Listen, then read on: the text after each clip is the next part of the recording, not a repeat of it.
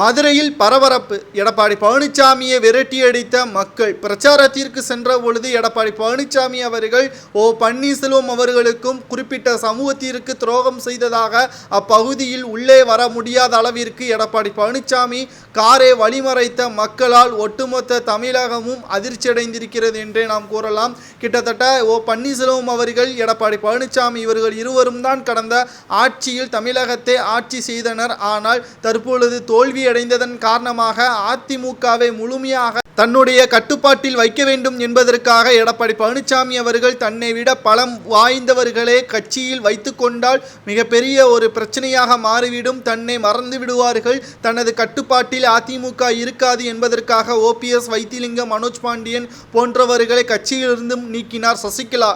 மிகப்பெரிய ஒரு துரோகம் என்றால் அது சசிகலா. டிடிவி தினகரன் அவர்களை கட்சியிலிருந்து நீக்கியதுதான். முதல்வராக பதவி பிச்சை போட்ட சசிகலா அவர்களே கட்சியிலிருந்து அடிப்படை பதவி உறுப்பினரிலிருந்தும் எடப்பாடி பழனிசாமி அவர்கள் ஒரே நாளில் ஒட்டுமொத்த அரசியல் வாழ்க்கைக்கு முற்றுப்புள்ளி வைத்தார் சசிகலா அவர்களுக்கு. இதன் அனைத்தும் தான் தற்பொழுது வரை எந்த ஒரு பெரிய கட்சிகளும் அதிமுகவிற்கு கூட்டணி வர மறைக்கிறது. குறிப்பாக பாமகவாக இருக்கட்டும், தேமுதிகவாக இருக்கட்டும், 2 கட்ட பேச்சுவார்த்தைகள் முடிந்துவிட்டது. ஆனாலும் தற்பொழுது வரை கூட்டணி உறுதியாகவில்லை. பாமக கூறிவிட்டது மார்ச் 9ஆம் தேதி தான் பாமக யாருடன் கூட்டணி வைக்கப் போகிறது என்பதை அறிவிக்கும் என்றும். ஏனென்றால் பாஜகவுடன் பேச்சுவார்த்தையும் நடக்கிறது, அதே சமயம் அதிமுகவுடன் பேச்சுவார்த்தையும் நடக்கிறது.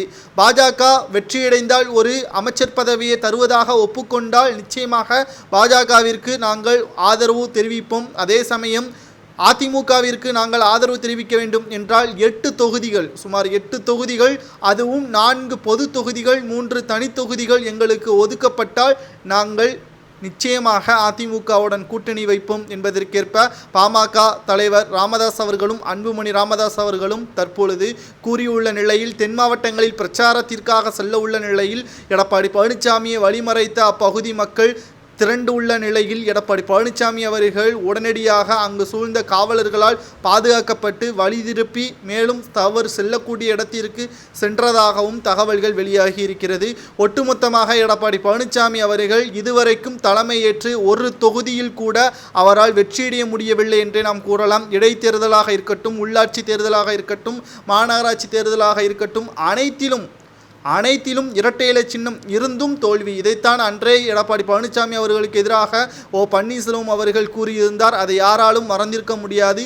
இரட்டை இலை சின்னத்தை விட தகுதியும் திறமையும் சிந்திக்கக்கூடிய ஆற்றலும் தெரிய வேண்டும். அதுதான் புரட்சித் தலைவி ஜெயலலிதா அவர்கள் எங்களுக்கு கற்றுக் கொடுத்தார். எடப்பாடி பழனிசாமி நரித்தந்திரத்தை மட்டும்தான் கற்றுக்கொண்டாரே தவிர சரியான திட்டமிடுதல் எடப்பாடி பழனிசாமிற்கு கிடையாது. நிச்சயமாக நாடாளுமன்ற தேர்தலில் தோல்விதான் தழுவார் என்றும் கூறியுள்ளார் பன்னீர்செல்வம் அவர்கள். மதுரையில் எடப்பாடி பழனிசாமியை விரட்டியடித்ததை பற்றி உங்களது கருத்துக்களை கமெண்ட் வாயிலாக கூறுங்கள். நன்றி, வணக்கம்.